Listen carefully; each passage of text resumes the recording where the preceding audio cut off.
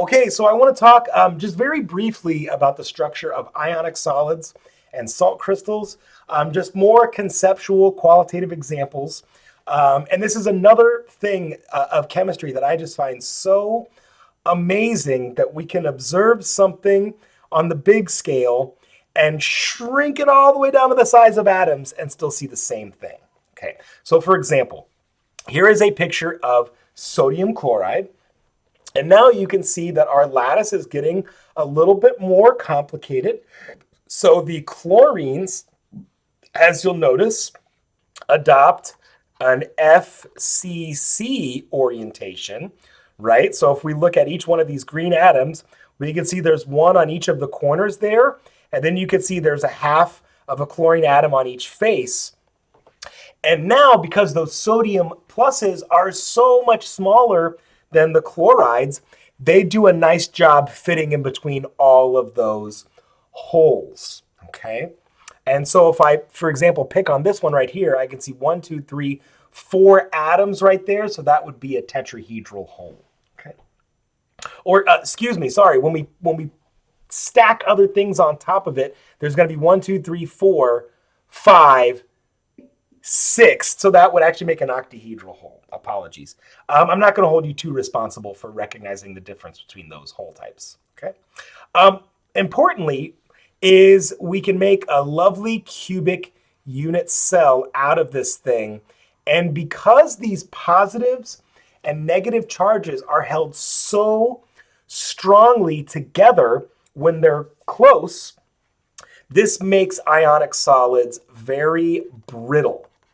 So in other words, you can't bend these like you can with a piece of copper, because those charges are really keeping everything held into place.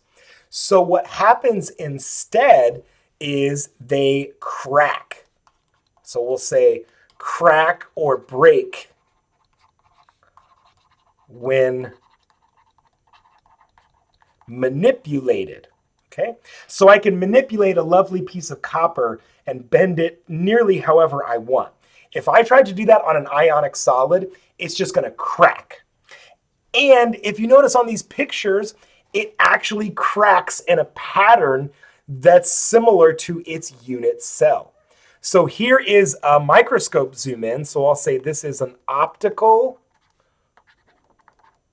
microscope. And so by optical, meaning it's like your typical microscope that you might use in a biolab. And so you can see here's a penny and all of these lovely cubic crystals of salt. So if someone were to take a big giant hunk of halite or rock salt and smash it with a hammer and keep smashing it with a hammer and keep smashing it with a hammer, it would break on these unit cell lines every time. And every time you fractured this piece of halite, you would end up with a nice smooth face. And if you zoomed all the way down to an SEM microscope, that scanning electron microscope that zooms way, way down, you would find they're still making little tiny cubes, which is super cool. Okay, so this is an example of sodium chloride.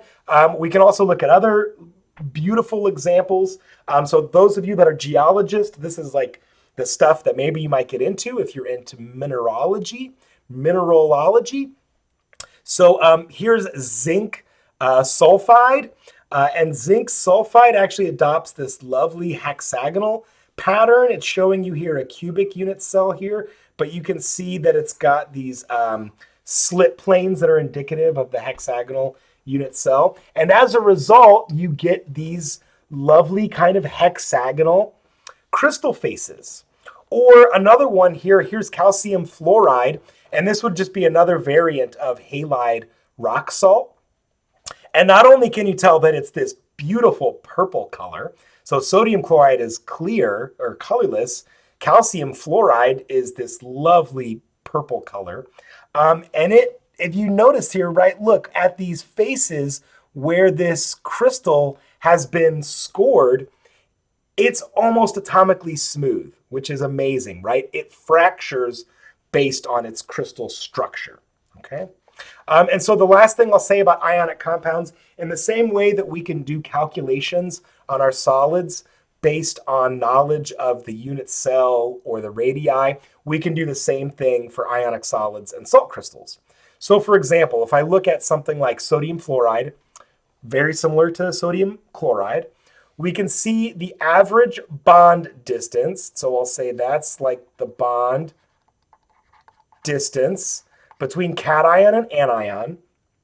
But what we could also recognize here is if I was building up this unit cell dimension, right, we recognize here that we would have like half of a sodium atom, so that's a sodium radius.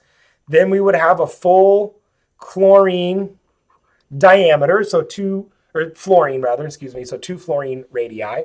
Then we would have another half of a sodium radii. So we know that we could then make this dimension, this unit cell dimension, as 2 times the radius of sodium plus 2 times the radius of fluorine minus. And we would actually see that same pattern with another unit cell. For example, magnesium oxide, right? There's half of magnesium, a full oxygen, and another half of magnesium.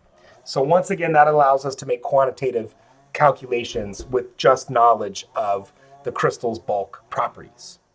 And we'll do some examples of these in class.